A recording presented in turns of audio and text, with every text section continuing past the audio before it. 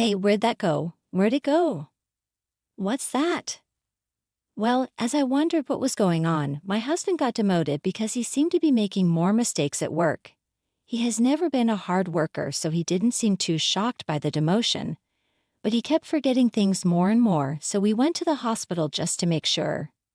I suspected that I might be depressed, but I was told that the disease was, in fact, juvenile Alzheimer's. To put it simply, it was dementia. I've heard that even young people can develop the disease these days, but I couldn't hide my shock that my husband had it. My name is Katie Smith. 5 years have passed since then, and I am now 50 years old, and my husband was 54. We were not blessed with children, and I continue to work. My parents have already passed away, but my husband's parents are still alive and well, and they live in the countryside a short distance from where we live.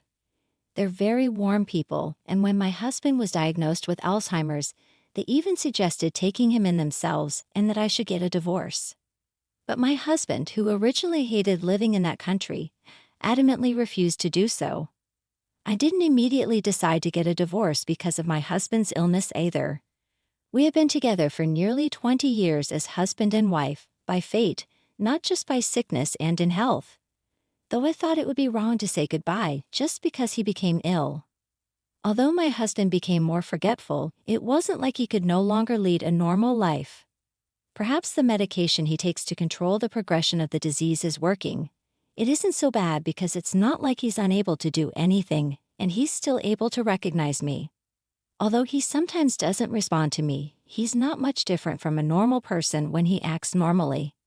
However, when I asked him about certain things, he often says he doesn't know or doesn't remember. He made more mistakes at work and sometimes cried when he couldn't understand the paperwork. I'm thinking of quitting the company, so if I quit, would you support me? He said. But I couldn't say no to my anxious husband, and in the end, he quit the company. He never goes out and spends most of his time at home, but I don't see any problematic behavior when he's inside the house. He often leaves things out and doesn't put them away or comes home to find food all over the place. But it's not like he's bothering anyone else, so it's within the realm of acceptable behavior. So my husband has been home ever since he quit his job. I talked to the doctor about the possibility of having someone to take care of him while I am away at work, but he said that I don't have to worry too much because he still has the ability to detect danger. The doctor said we will talk again when the disease progresses. For now, the doctor told me to tell my husband to lock the door when he goes out and not to go outside alone. I was still a little concerned if he would be okay with that, but he just kept saying it's okay to be alone, and sometimes he lost his temper if I insisted too much. Shut up, I'm sick. Don't talk about unnecessary things. You're confusing my head more and more. Be considerate to me. I had to leave him alone because I couldn't handle him. 5 years before my husband's illness was discovered at the age of 40, I was promoted to a section manager. My salary increased, so even if my husband left the company, we didn't suddenly find ourselves in a difficult situation. We didn't have children, so we had a good amount of savings, and the savings were still untouched. I was really glad that I was working. I only hope that life will continue to be as normal as possible. However, there's one thing that's been bothering me lately. Things often go missing. Many of the things that are missing are brand name bags that I used to cherish, shoes and clothes that I had just bought, and other things that are pretty expensive. I saved them up and bought them as a reward for myself. I looked for them, wondering if I put them somewhere unusual, but I couldn't find them. When I asked my husband about it, all he said was, "I don't know." I asked him, "Hey, do you remember taking it somewhere?" "No, I don't remember." My husband just repeats the same words. I wonder if his illness has progressed to the point where he doesn't even remember that he took them out of the house. When I come home from work and ask what he did today, he often says, "I can't remember." The doctor told me that sometimes the progression of the disease is slow and sometimes rapid, but I couldn't help but wonder if the progression was getting faster. If this were the case, I would be concerned about leaving him alone while I'm away. If he started to wander around, I wouldn't be able to take care of him by myself. I was so worried about how my husband was doing that I set up surveillance cameras in the house without telling him. What if he starts wandering around bothering other people? I don't want him to do that. If that were to happen, I would have to deal with the situation accordingly. A week later, after my husband went to sleep, I fearfully checked the footage from the camera. But what I saw there was far beyond what I imagined, and I was astonished. I had no idea that this was happening. My husband was bringing a woman into our home. I hadn't even had a proper conversation with my husband for the past 5 years. He only answered vaguely when I asked him anything, but in the video he was talking normally without any barriers. It was hard to believe that he was suffering from dementia. Moreover, I was even more surprised when I saw the face of the woman who came in. It was a female doctor who had diagnosed my husband with dementia. The hospital we went to was the one that was in charge of medical checkups for my husband's company. Was this some kind of sick joke between my husband and the female doctor, or is it a complete lie that he has dementia? Are you sure that she hasn't found out about it at all? Not at all. Dementia is a convenient disease. I don't have to work and I could just say I don't remember anything inconvenient. What a bad man. You make your wife work while you relax at home and bring your mistress along. He started it, didn't you? When I said I was tired of working and wanted to quit, you said he had a good idea. I didn't think it would go so well. The woman was shown crossing her legs as she laughed with my husband. She's very cocky. Anyway, I don't know if she got promoted to section chief or whatever, but she's getting paid more and more than me. She's getting ahead of me. I'm sure she must have looked down on me, but thanks to her we can spend time like this. Well, she's my ATM, so she's got to keep working hard. You said she was your housekeeper the other day. He's my housekeeper and ATM. Thought this is what it meant to have my mind go blank. The words coming out of the screen swirled in my head over and over. Oh, and Hannah, don't take things out of the house too much because my wife noticed some stuff is missing. She said, why don't you just take them out of the house and pretend they're gone? It's a disease, so you can just say you forgot it. Well, that's true. No other disease is as convenient as this one. No, I won't have to work for the rest of my life. So, that's what this is. What was I who has been trying to support him without questioning him? For 5 years, I've worked so hard and done so much housework without knowing what I was doing. I felt like an idiot and felt as if my power has been drained from my entire body. For some reason, I suddenly burst into laughter. I thought I might have gone crazy. That's how angry, sad, frustrated, and despairing I felt. And the despair didn't end there. I checked my bank book to see if it was possible, but my balance was 0. All deposits I've saved since we got married were taken out. I felt so lost. I thought it was the end of the world. I couldn't feel an emotion when dawn broke. My husband woke up with a nonchalant look on his face, and as soon as I saw him, I felt a rage welling up inside my emotionless soul. Where's breakfast? Felt like grabbing my husband by the chest and cursing him with all my power, but I resisted the urge. My husband still didn't know that I knew the truth. I couldn't stop myself from just confronting him with the truth and making him apologize right here and now. However, I had no idea what to do, but I knew that even if I got angry at him, he would just smile at me and say, "You found out, didn't you? What are you planning to do today? What is it? You never asked me that. I'm just wondering what you do at home every day.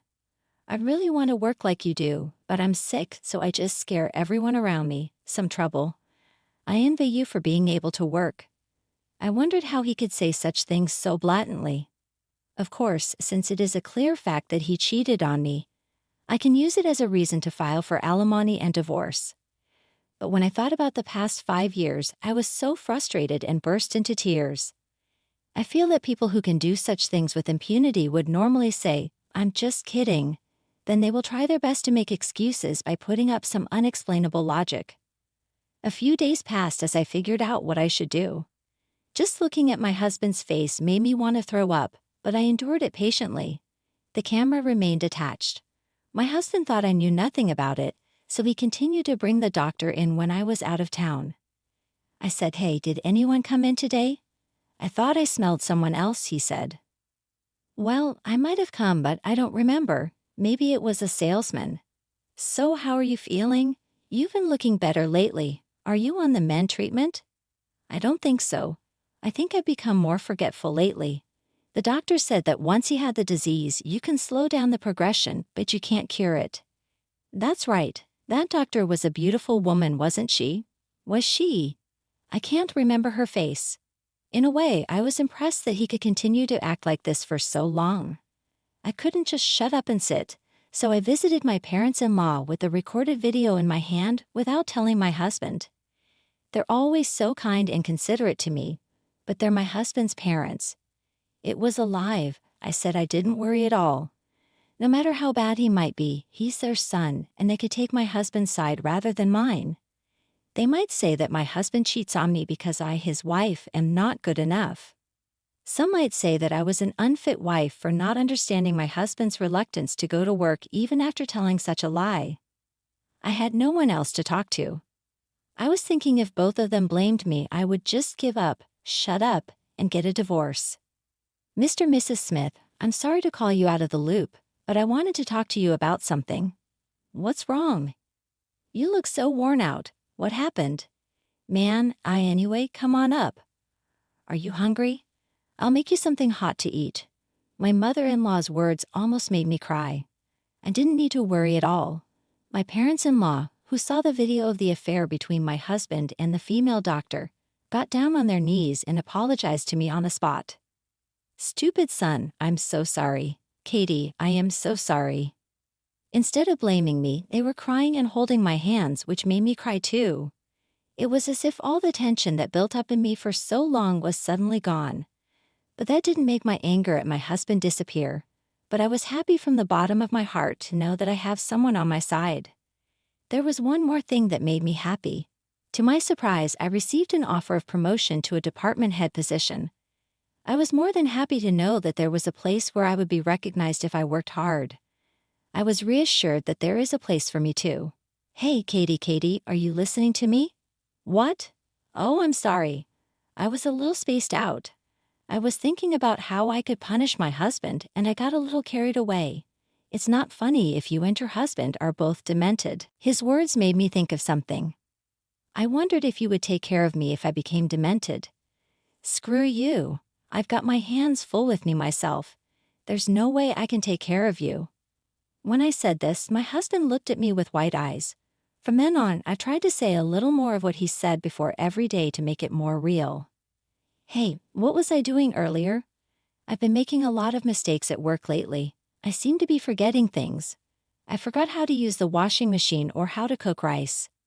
My husband began to get more and more nervous. Working, but I'm glad you're here. One day when I came home from work, I found out that my husband left the house. He left behind the divorce papers he had already filled out. He even left a polite note. I don't want to cause you any more trouble, so I've decided to divorce you. Please don't look for me, Ken. I know he ran away because he thought I might have dementia. Besides, I know exactly where my husband left off. My husband rented an apartment so that he could continue his relationship with the female doctor. This was also revealed in the hidden video. I'm getting a divorce. It won't be funny if I have to take care of her. I have already moved my savings to another place, so I won't have to worry about living for a while, he said with a laugh. He politely told her where his apartment was. I knew where the doctor lived from the conversation, so I went to the neighborhood. The female doctor was married and lived in a house in the suburbs with her family. I immediately submitted the divorce paper and sent a bill for alimony and property division to her husband's newly rented apartment. Of course, I'd also sent the female doctor a bill for alimony by certified mail. It seemed like my husband received it, and he called me right away. What the hell? What's this about alimony? Of course, it's alimony for cheating on me. What? Oh, yeah, I sent it to that lady doctor too. I'm sure her husband must have found out about it by now, and they're having a hard time. In addition to the one I sent to the woman doctor, I also sent the video taken by the hidden camera to my husband. I thought her husband had a right to know. Oh, you. How did you know that? I was surprised too. Can't believe it was all a lie. I thought you were going crazy. Oh, I was just trying to imitate you. You're so easy to fool, aren't you? You. My husband shut his eyes to what he did and started yelling at me. He said to me, I'm cheating dirty. Do you think you have a right to be angry with me after pretending to have dementia for 5 years and living off my earnings? And you even brought a woman into the house. Do you think you're allowed to do that? I guess my husband never even dreamed that I knew everything. Suddenly he became slurred. But what do you mean, property division? I don't have property. We have your savings. Oh. I've already spent it all, and there's not a penny left. I thought he has come this far and was still blabbing. I revealed that I planted a camera in her house. I also told him that I heard everything he had told the woman doctor. Then I had all the footage as evidence. I have solid proof. When I told him that his parents knew about this and were furious, he started yelling at me again, saying, "How dare you tell them about this?" He doesn't seem to understand that he has no right to yell at me now. Thank God he blabbed on and on so I didn't have to hire an investigative firm and spend any extra money. When I said this, my husband became silent for a while, perhaps at a loss for words, and then hung up the phone. The following month, I received another call. What's going on? What? I just went to the apartment, and they said it was already canceled. What apartment? The apartment we lived in, of course. I thought to myself, he was the one who left the divorce papers, so I didn't expect him to come back. When I told him that I canceled the lease immediately after my husband left, he started to get angry, asking me what I did without telling him. I was told that my husband, who was unemployed, couldn't be the tenant of the apartment, so when he quit his job, I changed the name of the apartment to mine. So it was up to me to decide when to terminate the lease and where to move. I bought a condo. I live there now. You bought it with the alimony I got from you and your lover and the savings I got back. It's a small apartment, but it's my castle. Really? I'm going there then. I wonder what kind of people would have such an idea. Do you have a girlfriend, don't you? I already broke up with her. Her husband found out she was cheating on him and divorced her. She was pointed to the finger in the hospital, made a diagnostic error, got sued by a patient. Her husband and you are both suing her for alimony, and now she's in debt. Oh, really? So I decided to start over with you. Then the alimony will be canceled, and I can get the money back, right? I can't deal with this man anymore. Does he really think I accept his offer? He even started saying that he and I should get back together and that the alimony being claimed by her husband should be returned to me. I feel like saying, "Are you out of your mind? You're a fool. Why should I pay? We're divorced. I don't ever want to see your face ever again. There's no way in hell I'm getting back together with you." I said so and hung up on the phone and blocked all incoming calls from him. Apparently, my ex-husband then went to visit his parents. At that time, my ex-husband didn't know that his parents had actually sold their house and moved into an apartment for the elderly. They told me that he was surprised when he went to their house and saw that it was for sale and he contacted them. Since we had a lawyer intervening to collect the money for the division of property and alimony, there would be almost no money left in his pocket. My ex-husband was unable to find a new job and was evicted because he could no longer pay the rent on the apartment. He had nowhere to go, so he must have asked his parents for help. They must have anticipated this and decided to move out. If he came back, they might not be able to kick him out. They told me if that happened, they would be sorry for me. I heard that he's now living as a live-in worker at a factory somewhere, but he's so lazy that he can't work much. He gets yelled at and beaten up by employees much younger than him every day. It seemed he has contacted his parents several times for assistance, but they have brushed him off. A few months have passed since the divorce, and I still keep in touch with them. They're always concerned about me and are like my real parents to me.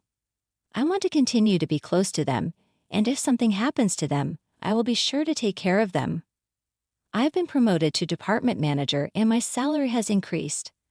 I intend to keep working hard. I am very much enjoying my peaceful life alone now.